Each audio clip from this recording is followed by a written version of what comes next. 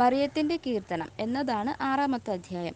വിശുദ്ധ ഡൊമിനിക്ക് പരിശുദ്ധ ജപമാല സ്ഥാപിച്ചത് മുതൽ വാഴ്ത്തപ്പെട്ട അലൻ അത് പുനഃസ്ഥാപിക്കുന്നത് വരെയും യേശുവിൻ്റെയും മറിയത്തിൻ്റെയും കീർത്തനം എന്ന പേരിലാണ് ജപമാല അറിയപ്പെട്ടിരുന്നത്. ദാവീദിൻ്റെ സങ്കീർത്തന പുസ്തകത്തിൽ എത്ര സങ്കീർത്തനങ്ങൾ ഉണ്ടായിരുന്നോ അത്രയും തന്നെ മാലാഖയുടെ അഭിവാദനങ്ങൾ ജപമാലയിലുമുണ്ട്. പക്ഷേ 3 കാരണങ്ങളാൽ ജപമാലയെ ദാവീദിൻ്റെ കീർത്തനത്തെക്കാൾ കൂടുതൽ മൂല്യവത്തായി പരിഗണിക്കുന്നു.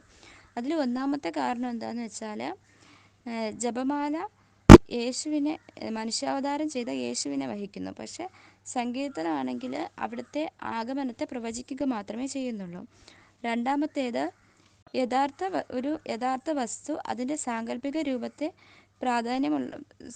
സാങ്കല്പിക രൂപത്തേക്കാൾ പ്രാധാന്യമുള്ളതായിരിക്കുന്നത് പോലെ, ശരീരം അതിൻ്റെ നിഴലിനേക്കാൾ സുപ്രധാനമായിരിക്കുന്നത് പോലെ, സങ്കീർത്തനം അതിനെ മുൻകൂട്ടി ദർശിക്കുക മാത്രം ചെയ്ത ദാവീദിൻ്റെ കീർത്തനത്തേക്കാൾ മഹത്തരമാണ്. മൂന്നാമത്തേത്, ജപമാല എന്ന് പറയുന്നത് പരിശുദ്ധ ത്രിത്വത്തിൻ്റെ നേരിട്ടുള്ള പ്രവർത്തനമാണ്, അല്ലാതെ ഒരു മാനുഷിക ഉപകരണത്തിലൂടെ ഉണ്ടാക്കിയെടുത്തതല്ല. ജപമാല 5 ദശകങ്ങൾ വീതമുള്ള 3 വിഭാഗങ്ങളെ വിഭജിച്ചിരിക്കുന്നു.